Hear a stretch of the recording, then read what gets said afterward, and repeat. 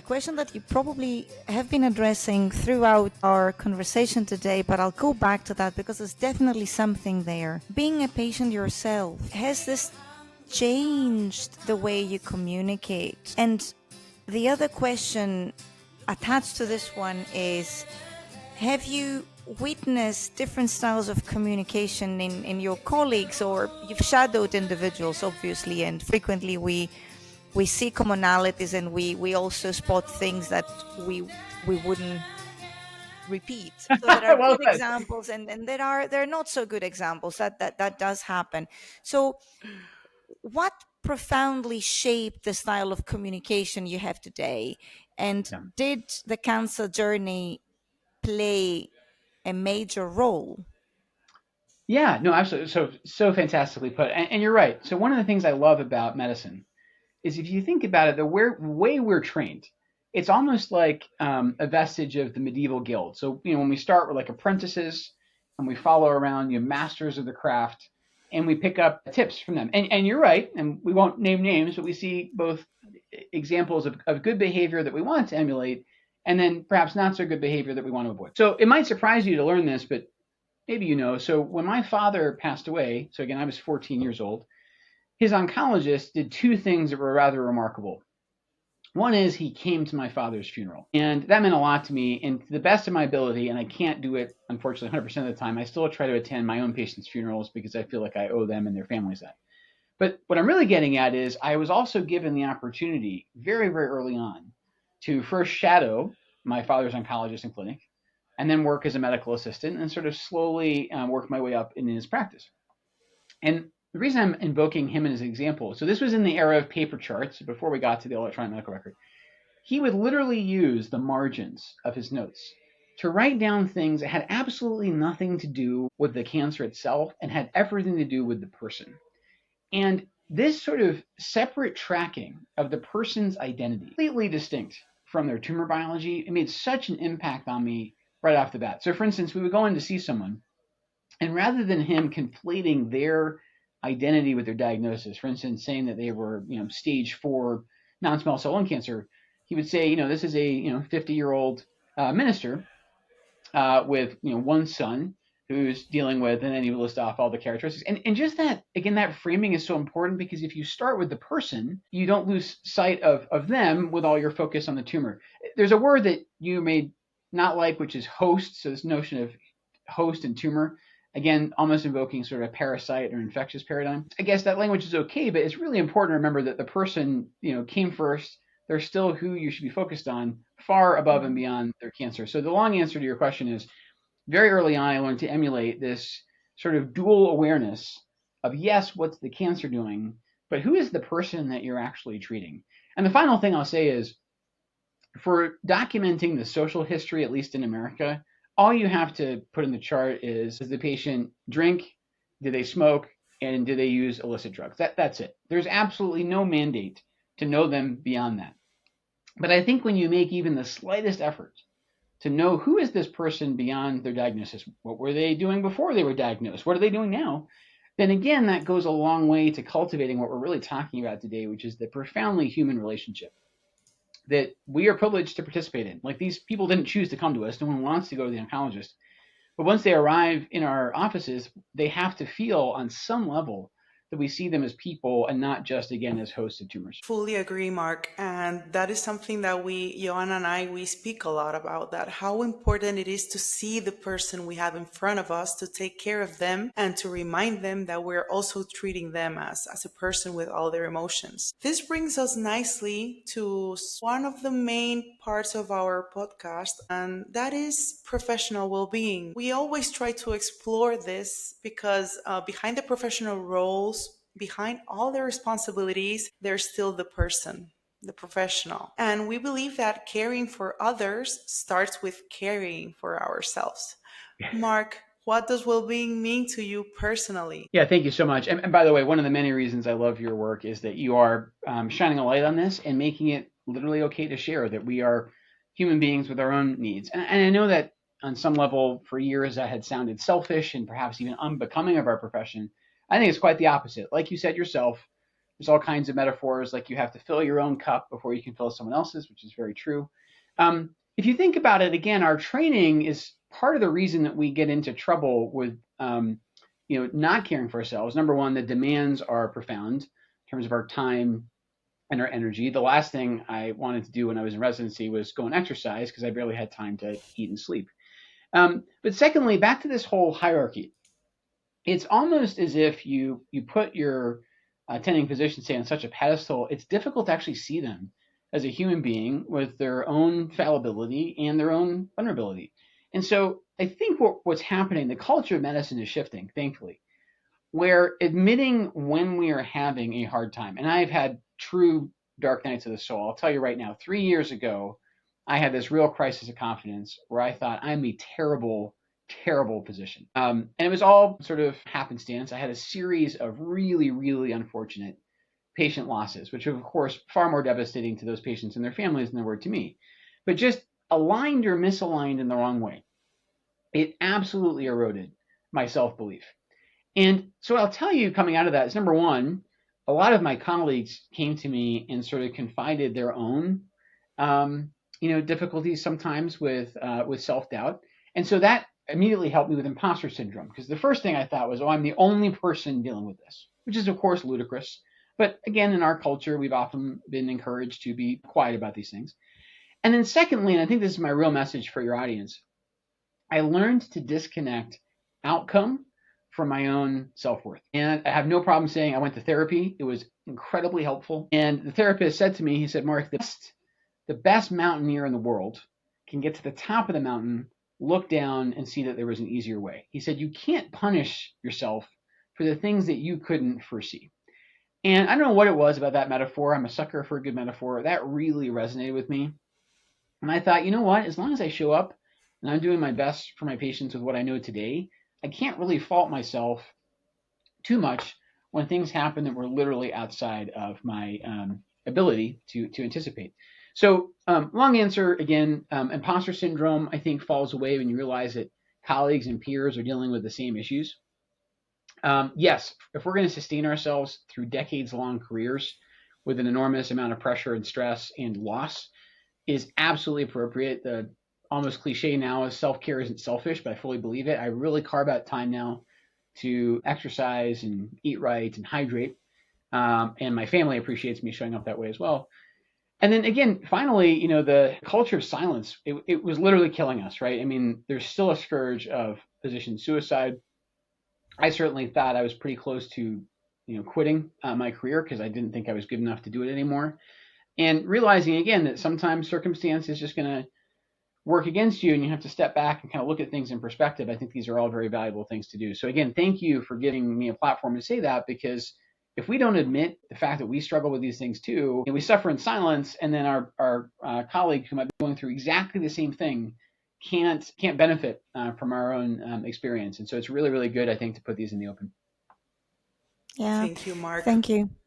Thank you very much. It's very liberating hearing people talking about it, hearing colleagues talking about it, especially for not just the youngsters, because we focus on the younger generations, but I should stress that all of what you described, including imposter syndrome and burnout and feeling overwhelmed, can happen at any stage in your career. It's multifactorial and it probably is driven by different factors, and there are common factors as well. It's more complex and we're not going to dive into all of that, but thank you so much for sharing the message. It's truly important that people talk about it because it can happen to anybody, including ourselves. Yes.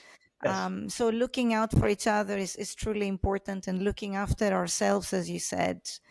And physical exercise actually is one of the things that we share in common with Vilma. Yeah, we love it's actually what brought this podcast into life. So when we met, that was one of the first things that we shared in common, including the 5 a.m.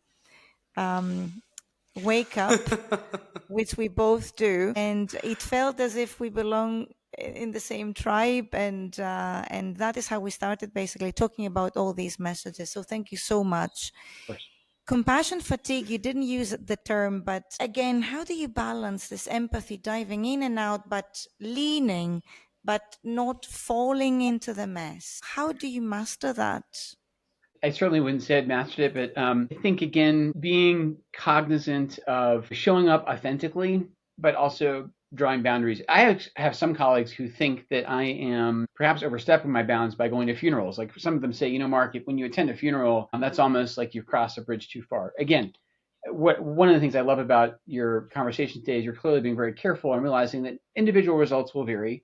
I think you have to find whatever system works for you. So for instance, for me, it was incredibly impactful to see my father's oncologist come to my dad's funeral. Because among other things, you might think, oh, there's this horrible sense of guilt as an oncologist when our patients die. And I don't know what it was about his presence that day at that service, but it really showed me that, you can own the entire experience. You can even show up for the patient's family after they have passed away, which again, I think was incredibly impactful. But for me also, I've realized it's a form of closure. Like, I think I would be literally haunted by the ghosts of all the patients I've lost, which now number in the thousands, if I didn't have some sort of ceremony that, number one, honors them, but number two, allows me to very sort of discreetly sort of draw a line through our relationship. And for my patients who are still alive, who thankfully are many, it's tough because I do get to know them as people. I'll be honest, there are some relationships that really come very, very close to the bounds of friendship. And so I sometimes have to check myself and say, gosh, have I actually gotten too close to this person to the point that it's distorting my judgment?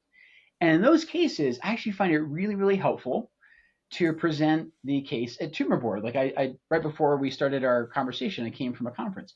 And by taking those cases where I'm worried I'm starting to lose my own sense of objectivity, by taking those cases to my colleagues and getting their more impartial view, that's one nice sort of very practical tip I have for checks and balances when maybe our own emotions, our own hearts are starting to cloud our intellects or our heads. So again, long answer, number one, closure through attending funerals, for me at least, has been hugely helpful, so that my grief doesn't linger. But on the other hand, if I wasn't doing that, I would be worried that maybe I'm becoming insensate. And one of my pieces of writing during fellowship, I said, actually, I'm worried more about becoming numb than I am about serial bereavement. And that has remained true throughout my career. And then, finally, again, if you think you're starting to lose some of your ability to make impartial judgments, using your peers as sort of a brain trust and a sounding board, I think is very, very helpful. Mark, I really love the message you've sent right now. I would just like to take a moment to say thank you to all our peers and colleagues that are accompanying us, because it's true that in oncology, decisions are multidisciplinary. We depend on each other's, not the decision itself, but how we decide together. And I think it's wonderful that we have each other to evaluate case per case basis, and it helps us determine the best decisions for our patients. So, Mark, I think that's a wonderful message as well. Before we close professional well-being and how we stay well during our profession, Mark, we wanted to ask about family. Yeah. Family is very important to you. I followed you since forever in Twitter. You always show that beautiful part of your life. Can you share with us a bit more how your family helps you in the harder seasons? Yeah, I've been so lucky. I mean, I literally credit my wife with my life. I think there's been multiple occasions where I was really physically sick, and she intervened at just the right time and got me the right care. And so, again, I literally think it's true that I wouldn't be here without her. So I have to start by giving her credit. She's a physician, which is very, very helpful. You don't obviously have to be married to a physician to be sort of sustained by a caregiver. What I would tell you is this, and this is actually goes back to our whole kind of exam room setting. It is, again, just like it's very easy to get focused on the tumor and not the air quotes host, it's very easy to get focused on the patient and forget about their support system. But this is very much an example of you don't know what you've got till it's gone. And what I'm really referencing here are the first several years of COVID. So, in 2020 and 2021 in particular, it was incredibly common that my patients would come to clinic alone because that was the institutional policy. And it was particularly isolating for them when they were admitted to the hospital. And so I would go and see them, and I might be the only familiar face that they were seeing for weeks at a time. And so what I realized through that period of enormous loss. And again, I think we're still dealing with the repercussions of the pandemic in so many ways. But what I realized, and should have been obvious to me before, is these patients and their families are therapeutic allies. Like if I'm going to take the best possible care of my patients, then I almost always am relying also on their family.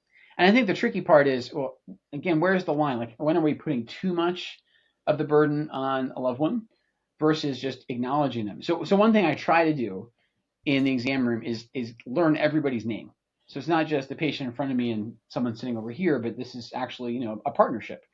And again, by engaging family early on, again, I've been enormously lucky that my wife's a doctor and my children are older and more understanding of my condition too. I've really, again, tried to make it more of a team effort. And it takes time. Not all families are necessarily receptive to that or even prepared to care for the patient that way.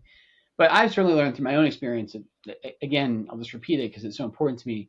I honestly don't know if I would be alive without my spouse. And I wonder the same actually about many, many of my patients. A very concrete example I'll give you briefly is a lot of the treatments we give in oncology now are in pill form. And that's wonderful in terms of convenience, but it's a little scary in terms of patients getting into issues with toxicity that they think that they can handle themselves at home. And so I recently had a case where I'm absolutely convinced that a patient's husband saved the patient's life because we'd had this conversation about potential side effects, calling the clinic to warn me that she was not doing well, again, between visits. So again, using family as a resource and really including them as partners in care, I think can be life-changing and maybe even life-saving. So again, all this takes time. What we keep coming back to is good communication and these really meaningful conversations. There's no way around it. This is going to take time in your office, and you have to acknowledge these, again, as people and not just patients and their sort of accessories. But when you do that, the rewards are so rich that I think it's absolutely worth that time.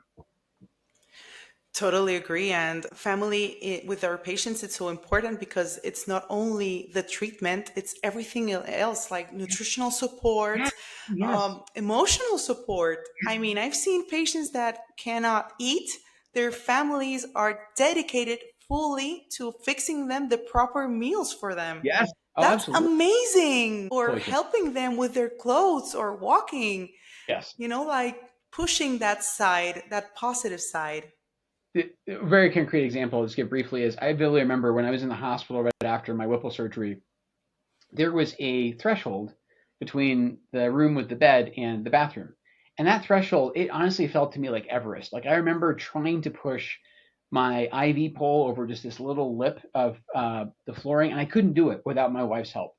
So I remember, in terms of the hierarchy of need, being taken all the way to the bottom of sort of that pyramid. And again, it was profoundly humbling, but it also made me realize, like you're saying, my patients can't do this alone. And I'm not there to help them when they're in the hospital or even when they're debilitated at home. They need somebody else. So, if we need to get professional assistance, home health services, what have you, we can do that. But ultimately, it comes back to, you're right, the loved ones that were already sort of caring for them, now caring for them in a very different way. My wife and I said, in sickness and in health, as part of our wedding vows, when you say that at the altar, you almost never know what that entails.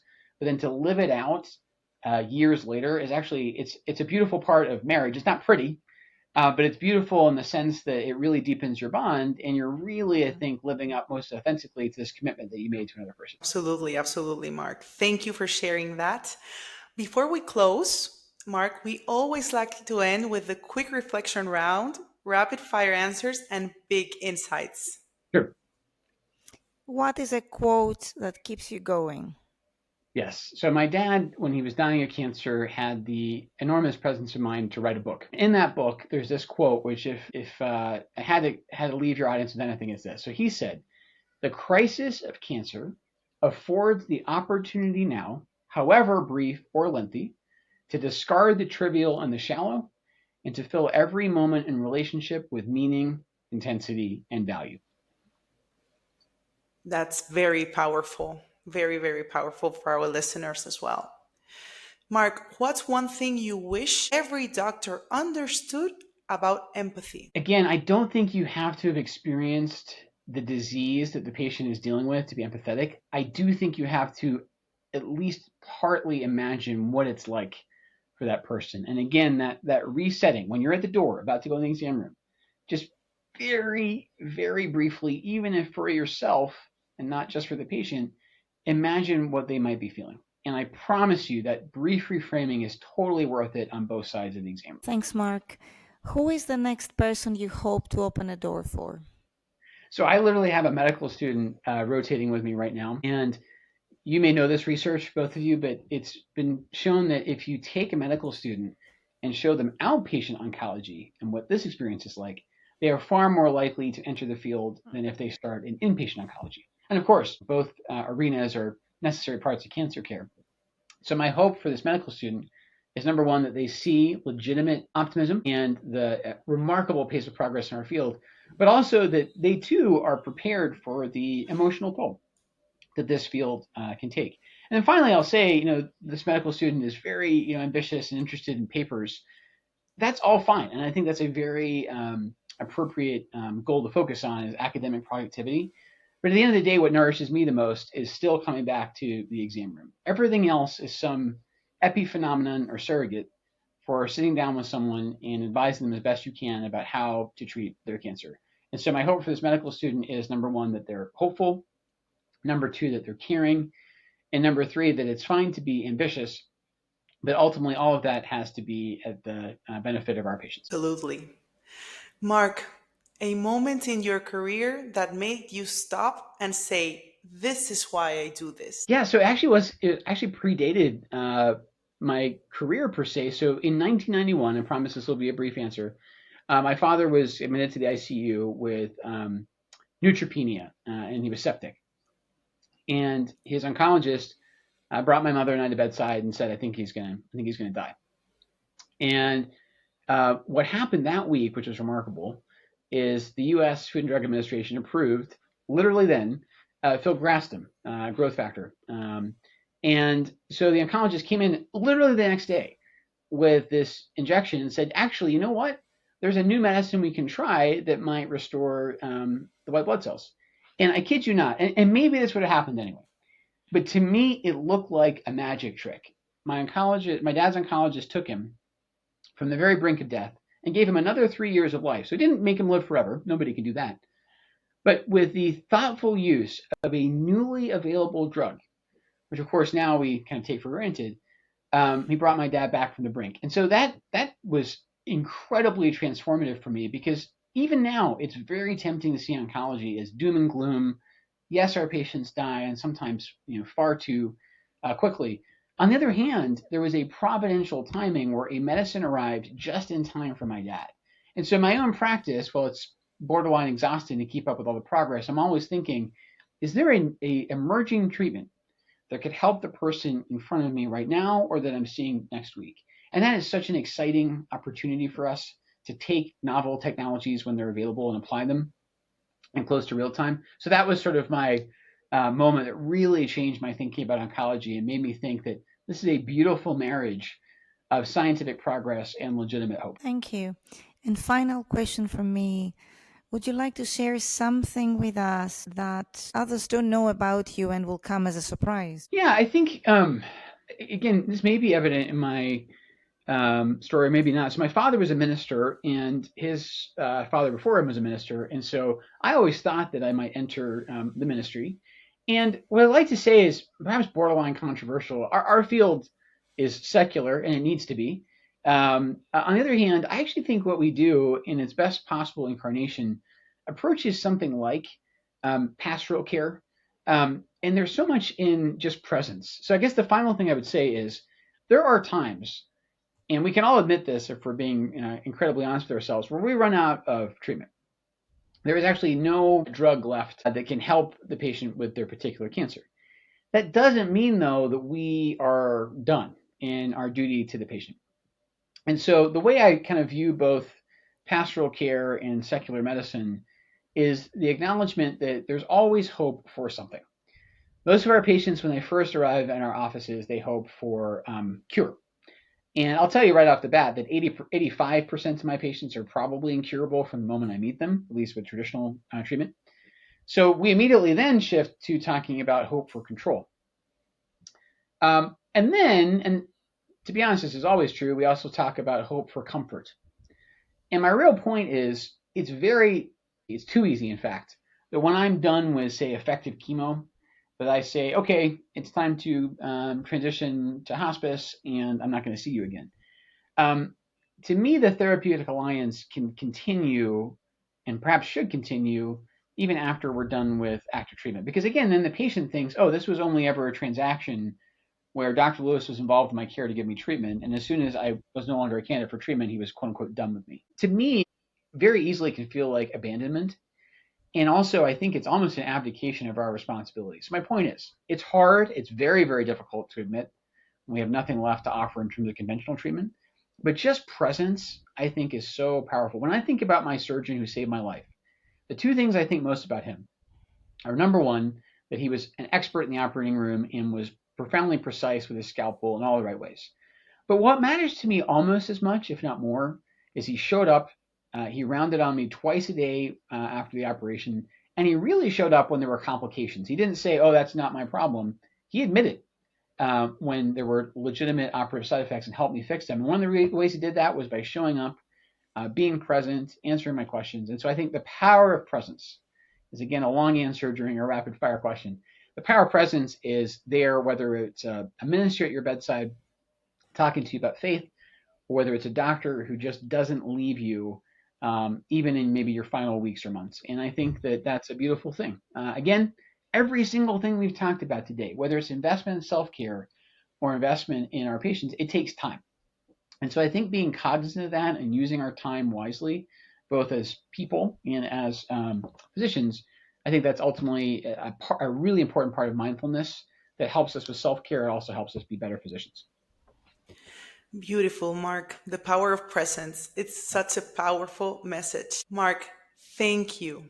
Your story reminds us that science and soul are not separate, that real healing begins with connection. Also, your journey has taught us that true empathy comes from walking alongside others in their most vulnerable moments, and that healing happens through connection, understanding, and compassion. Thank you so much, Mark. And you touched on a very important topic: the role of physicians and oncologists as healers in healing. And healing does not mean always a cure. So we should be present all the way through the cancer journey for our patients. So thank you for stressing this very powerful message and sharing a lot of aspects about yourself and your family life and your journey with us. Well, again, thank you for the opportunity. Thank you for your platform and for the message that you spread. I think that we're all better, not just as doctors, but as human beings, when we're this honest with one another and realize that we really are all in this together, whether it's as colleagues or for our patients. Thank you. Yes, Mark, you've opened so many doors for us today, and it's all about opening doors between doctor and patient, between colleagues, and within ourselves. For all our listeners, your story matters, your voice matters, and your presence matters. And to our listeners, keep opening doors for yourselves and for others. This is Dr. Joanna Nixon. I am Dr. Vilma Pacheco Barcia from Open Doors Podcast. And remember, you belong in the room. You belong in the room.